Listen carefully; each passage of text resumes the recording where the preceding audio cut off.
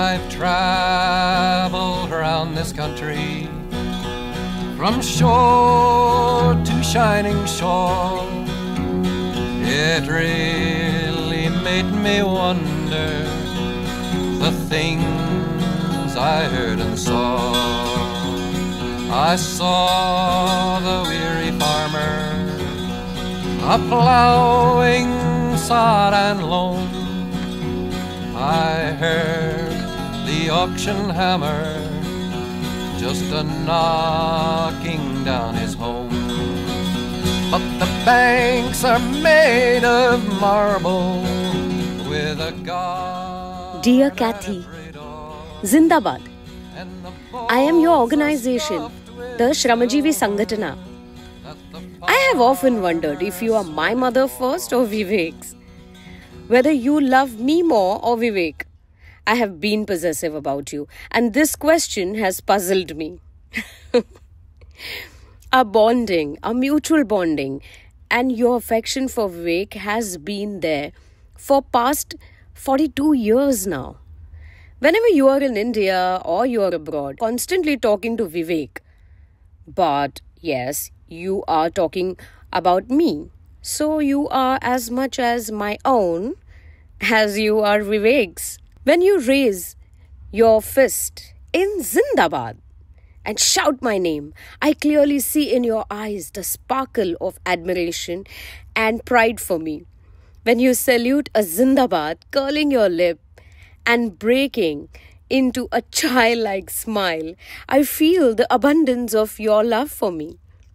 Vivek's journey and my story can never be complete without you, Kathy. If you were to be removed from Vivek's life and the life of this organization, nothing would remain. I must confess, Kathy, if not for you, the journey of the organization would not be so fruitful. Even when you are back home in US or in any corner of the world where your work carries you, you always care about Vivek and the organization. You may be an American by citizenship, but you carry the pain of the underprivileged of the world in your blood cells. Staying in a spacious house in Washington, D.C., the most prosperous town of America, you get disturbed with the grief of the Indian poor and tribals living on the outskirts. Whenever injustice is done to any powerless or when a tribal life is crushed, your heart wrings like a mother's. In every breath and every moment, in 92 years, you have lived only for the poor and the disadvantaged and their equitable rights. You may be unique in this century to be sitting in America and thinking, feeling about the sufferings of the tribals in some remote Indian settlement. You are a proof of how the human suffering transcends geographical boundaries and becomes universal. Kathy, you always carried a small diary and a pen in your purse and noted every incident concerning the organization, expressions of the activists, and the grief of the tribals. Nobody could read what you all wrote in that little diary. Probably even your Vivek could not decipher your handwriting. You know what? But we could easily read the pain of tribals and the thoughts of activists from your face, which is so expressive and real. All those diaries contain history of the organization and the detail of Vivek's journey. You are a living encyclopedia of the shared experience of Vivek and this organization. Kathy, you taught Vivek how to approach a problem, to ask questions, and to seek why things are the way they are. You introduced him to varied genres of literature and to the works of civil rights leaders around the world and to their ideas. You took him to the house of Martin Luther King and showed him the American Parliament. You helped him learn the newer techniques of organization building and initiated him into the concepts like advocacy. You boosted his spirit in the times of sorrows and difficulties and patted on his back in the moments of victory. You empathized with all his mistakes. At every next step that the organization took, he always thought of you, Kathy, and he still does. What Kathy may think, will this please her? Will she approve of this? That becomes his compass. Kathy, you may believe, endorse any personal ideology, but you were accommodating of Vivek's journey. You argued with him often, but you never took offense or ever distanced him for those differences. There was the unconditional acceptance, and you always stood by him. In his illness and during his surgeries, you were restless in America. You went ahead to discuss his medical conditions with the doctors there and rushed to advise Vivek. He feels equally attached to you. Oh, he was so happy building the Kathy house at Usgaon in your name. He was never seen that happy laying bricks for his own home in past 68 years. His joy knew no boundaries while decorating your house. His eyes held immense love as he placed your photo in your house. Oh, Kathy, please keep visiting this house often. You gave the feeling of homeliness to Vivek and this organization. You created an everlasting and unconditional bonding with them. Kathy, you declared that it might be your last visit to India. I, however, have a grievance. What will Vivek and this organization do who so look forward to your annual visit?